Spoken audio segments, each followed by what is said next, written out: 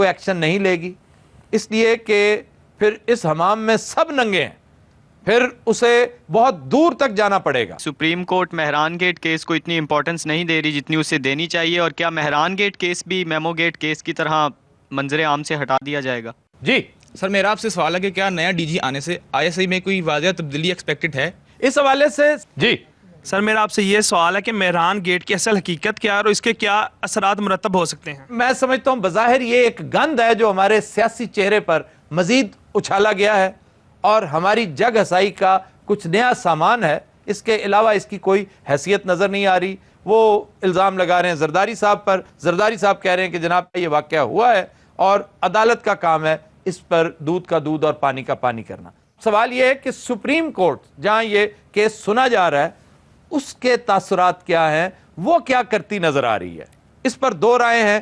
کچھ لوگوں کا خیال ہے کہ سپریم کورٹ اس پر کوئی خصوصی طور پر کوئی ایکشن نہیں لے گی، اس لیے کہ پھر اس حمام میں سب ننگے ہیں، پھر اسے بہت دور تک جانا پڑے گا۔ لیکن بعض طبقے ایسے ہیں جن کا خیال یہ ہے کہ سپریم کورٹ ڈیفینیٹلی کیفر کردار تک پہنچائے گی اس پورے سانحے کے مختلف کرداروں کو، اور ہم ذاتی طور پر یہ سمجھتے ہیں کہ اس پر سپریم کورٹ ایک بہت بڑا ادارہ ہے، بہت جوڈیشس لوگ وہاں بیٹھے ہوئے ہیں، اس کا جائزہ لیں، اور اس میں انصاف کا تقاضا یہ ہے، عوام جاننا چاہتے ہیں کہ کون ہماری قومی تاریخ کے ساتھ کیا کیا کھلواڑ کب کب کرتا رہا ہے، اس کو کم از کم آشکار ضرور کریں، اس کو ایکسپوز ضرور کریں، اور اس کے ساتھ ساتھ وہ عسکری قوتیں جو نیشنل انٹرسٹ کے نام پر ایک سیاسی کھیل رچائے بیٹھی رہی ہیں، جو باقاعدہ فائنینشیل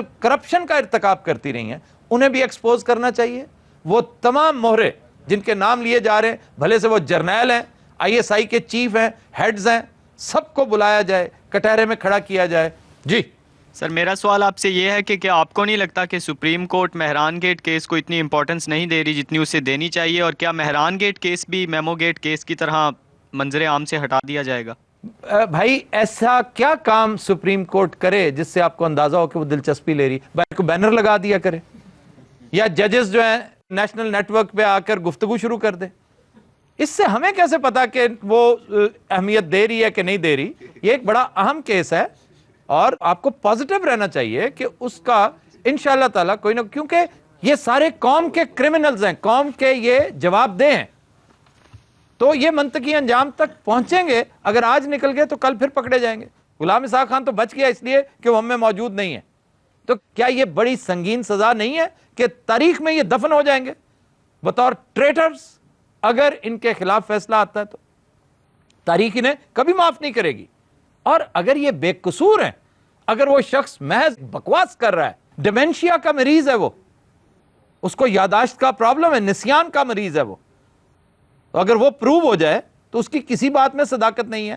لیکن کہنے کا مقصد یہ ہے کہ ڈیو پروسیس کے بغیر نہ کسی کے الزام میں کوئی وزن ہے، اور نہ یہ کہا جا سکتا ہے کہ جی supreme court doesn't look very serious in this. جی سر میرا آپ سے سوال ہے کہ کیا نیا ڈی جی آنے سے آئی ایس آئی میں کوئی واضح تبدیلی ایکسپیکٹڈ ہے؟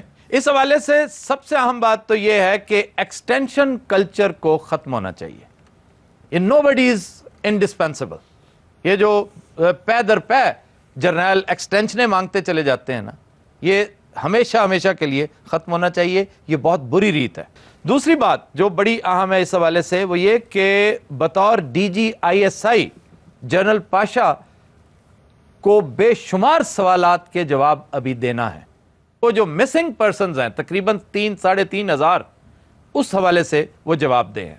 پھر ان کے ٹینیور میں سیکیورٹی لیپسز ہوئے، جی ایچ کیو پہ حملہ ہوا، بہت بڑا سانحہ تھا ہمارے لیے، مہران بیس پر حملہ ہوا، یہ بھی انہی کا دور تھا، اور پھر سب سے اہم بات اسامہ بن لادن، ایبٹ آباد میں اس کے کمپاؤنڈ پہ حملہ کیا گیا، اس کو اٹھا کر لے گئے۔ آپ کی انٹیلیجنس کدھر تھی؟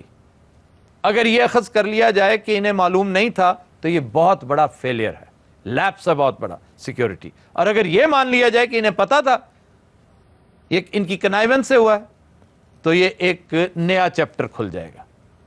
پھر ان کا نام میمو گیٹ میں یہ جو بہت مشہور سکینڈل، ہماری بدنصیبی دیکھیے، میمو گیٹ بند ہوا ہے تو مہران گیٹ شروع ہو گیا، مہران گیٹ بند ہوگا تو کچھ نیا شروع ہو جائے گا سلسلہ۔